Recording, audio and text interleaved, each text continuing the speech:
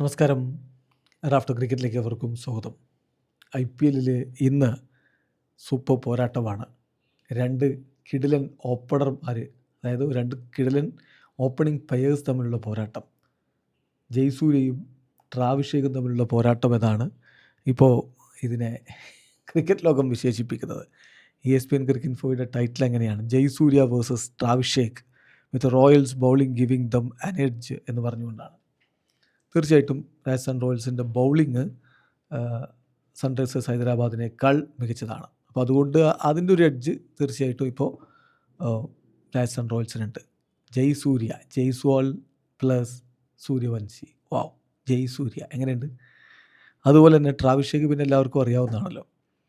അപ്പം ഈ മത്സരം നടക്കുന്നത് ഹൈദരാബാദിൽ വെച്ചിട്ടാണ്. ഗുവാഹട്ടിയിൽ നടന്ന എല്ലാ കളികളും ജയിച്ചിട്ടാണ് വരുന്നത് രാജസ്ഥാൻ റോയൽസ്. ഗുവാഹട്ടിയിൽ നിന്ന് പുറത്തിറങ്ങി എന്ത് സംഭവിക്കുന്നുള്ളതെന്നറിയാം. അപ്പോൾ SRHൻ്റെ ഭാഗത്ത് കൺഫ്യൂഷൻസാണ്. അവരുടെ കോമ്പിനേഷൻസ് എങ്ങനെയെന്നുള്ള കാര്യത്തിലൊക്കെ അവർക്ക് നല്ല കൺഫ്യൂഷൻസ് ഉണ്ട്. അത് കഴിഞ്ഞ കളിയിൽ തന്നെ വ്യക്തമായിരുന്നു. അതായത് അവർക്ക് വേണ്ടി പ്രഫുൽ ഹിഞ്ചെ അരങ്ങേറ്റം നടത്തും എന്നൊക്കെ പറഞ്ഞിരുന്നു കഴിഞ്ഞ കളിയിൽ ഇഷാൻ കിഷൻ. പക്ഷേ അങ്ങനെ സംഭവിച്ചില്ല.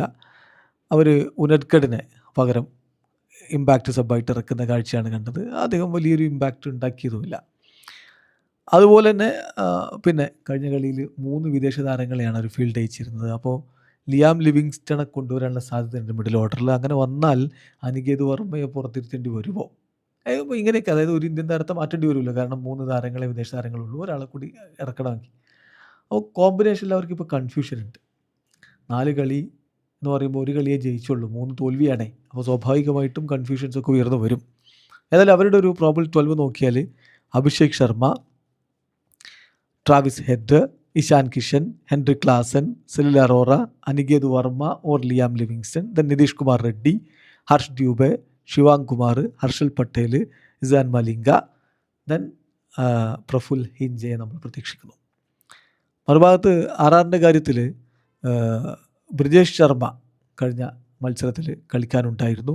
റോയൽ ചലഞ്ചേഴ്സ് ബാംഗ്ലൂരിനെതിരെ വളരെ ഇമ്പ്രസീവായിട്ടുള്ളൊരു സ്പെല്ല് അദ്ദേഹം എറിഞ്ഞു. 37 റൺസിന് 2 വിക്കറ്റ് എടുത്തു. സോ അദ്ദേഹം ഫസ്റ്റ് ചോയ്സായിട്ട് ടീമിൽ തന്നെ തുടരാനുള്ളൊരു സാധ്യതയാണ് ഇപ്പോൾ കാണുന്നത്. അപ്പോൾ രാജസ്ഥാൻ റോയൽസിൻ്റെ പ്രോബബിൾ 12 പോയാൽ Yashasvi Jaiswal, Vaibhav Suryavanshi, Dhruv Jurel, Riyan Parag, Shimron Hetmyer, Donovan Ferreira, Ravindra Jadeja, Jofra Archer, Andre Burger, Sandeep Sharma, Ravi Bishnoi, then Brijesh Sharma number 12. ഇതാണ് നമ്മൾ പ്രതീക്ഷിക്കുന്നത്. എന്തായാലും നല്ല വെടിക്കെട്ട് എല്ലാവരും പ്രതീക്ഷിക്കുന്ന ഒരു കളിയാണ്. ഹൈദരാബാദിൻ്റെ ഹോം വെന്യൂവിൽ രാജീവ് ഗാന്ധി ഇൻ്റർനാഷണൽ സ്റ്റേഡിയത്തിലാണ് ഈ ഒരു കളി നടക്കുന്നത്. എന്ന് പറഞ്ഞാൽ ഇത് നമ്മുടെ രാജ്യത്ത് തന്നെ ബൗളേഴ്സിന് വലിയ ബുദ്ധിമുട്ടുണ്ടാക്കുന്ന ഒരു ഗ്രൗണ്ടാണ്. നല്ല അടി കിട്ടാറുള്ള ഗ്രൗണ്ടാണ്. പിച്ച് നമ്പർ 3 ആണ് ഈ ഒരു മാച്ചിന് വേണ്ടി ഉപയോഗിക്കുന്നത്. ഒരു ഫ്ലാറ്റ് മിക്സ്ഡ് സോയിൽ പിച്ചാണ്. അപ്പം സ്പിന്നേഴ്സിന് അവിടെ റൺ റേറ്റ് എന്ന് പറയുന്നത് 10.91. പേസ് ബോളേഴ്സിന് അവരുടെ റൺ റേറ്റ് എന്ന് പറയുന്നത്, അല്ലെങ്കിൽ ഇക്കണോമി എന്ന് പറയുന്നത് 9.41 എന്ന് പറഞ്ഞാൽ 2 പേർക്കും, സ്പിന്നേഴ്സിനും പേഴ്സേഴ്സിനും ഒക്കെ നന്നായിട്ട് അടി കിട്ടുന്ന ഒരു പിച്ചാണ്. അവിടെയാണ് ട്രാവിഷേക്കും ജയസൂര്യയും നേർക്ക് നേർ വരുന്നത്. ആര് വിജയിക്കും കാത്തിരുന്ന് കാണാം. വീഡിയോ അവസാനിക്കുന്ന ക്രിക്കറ്റ് ലോകത്ത് കൂടുതൽ വിശേഷങ്ങളുമായി റാഫ്റ്റോക്സ് എത്താം.